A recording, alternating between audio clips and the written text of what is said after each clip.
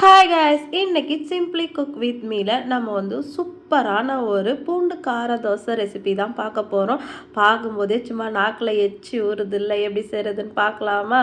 இப்போது அதுக்காக நான் ஒரு 5-6 காஞ்ச மிளகாய் எடுத்து வச்சுருக்கேன், ஒரு பெரிய தக்காளி கட் பண்ணி வச்சுருக்கேன், 2 பெரிய வெங்காயம் கட் பண்ணி வச்சுருக்கேன், ஒரு 10-15 பல்லு பூண்டு உரித்து வச்சுருக்கேன். இப்போ ஒரு கடாயில் தேவையான அளவுக்கு எண்ணெய் சேர்த்துட்டு நம்ம எடுத்து வச்சுருக்கிற எல்லாத்தையுமே அது கூட போட்டு நல்லா வதக்கிக்கலாம். பச்சையாகவும் அரைச்சி செய்யலாம். இருந்தாலும் நம்ம இந்த மாதிரி எண்ணெயில் வதக்கி செய்யும்போது ரொம்ப ராஸ்மல் அடிக்காமல் சாப்பிடும்போது நல்லாயிருக்கும். இப்போ எல்லாமே நல்லா வதங்கிடுச்சு, வெங்காயம் நல்லா கண்ணாடி பத்துக்கு வந்துடுச்சு. இப்போ இது எல்லாமே மிக்ஸி ஜாரில் சேர்த்து இப்போது இதுக்கு தேவையான அளவுக்கு உப்பு சேர்த்து ரொம்ப நைஸாக இல்லாமல் கொஞ்சம் கரகரப்பாக அரைச்சி எடுத்துக்கலாம்.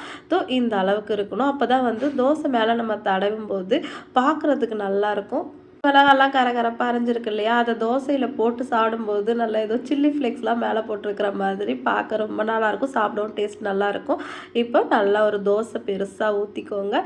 இப்போ அதில் நம்ம அரைச்சி வச்சுருக்கிற சட்னியை தாராளமாக ஒரு 2 ஸ்பூன் போட்டு தோசை ஃபுல்லாக பரப்பி விட்டுடலாம்.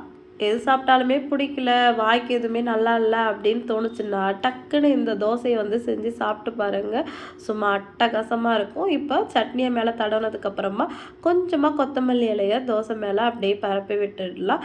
இப்போ அதெல்லாம் தோசை கரண்டி வச்சு நல்லா ஒரு தேய்ச்சி விட்டுட்டு மேலே நல்லா ஒரு 2-3 ஸ்பூன் எண்ணெயை ஊற்றிட்டு அடுப்பை மீடியம் ஃப்ளேமில் வச்சுட்டு ஒரு மூடி போட்டு அப்படியே ஒரு 5 நிமிஷம் மூடி திறந்து பார்த்தா நாம் சூப்பரான பூண்டு கார தோசை ரெடி. பார்க்கவே சும்மா டெம்ப்டிங்காக இருக்குல்ல. இது கொஞ்சம் ஸ்பைசஸாக இருக்கிறதால கொஞ்சம் காரம் கம்மியாக இருக்கிற மாதிரி சட்னி, அப்படி இல்லைன்னா காரம் கம்மியாக இருக்கிற மாதிரி சாம்பார், அந்த மாதிரி ஏதாவது வச்சு சாப்பிட்டு பாருங்கள். ட்ரை பண்ணி பார்த்துட்டு மறக்காமல் எப்படி இருந்ததுன்னு கமெண்ட் பண்ணுங்கள். அடுத்த ஒரு சூப்பரான ரெசிபியோட உங்களை மீட் பண்ணுறேன். பை.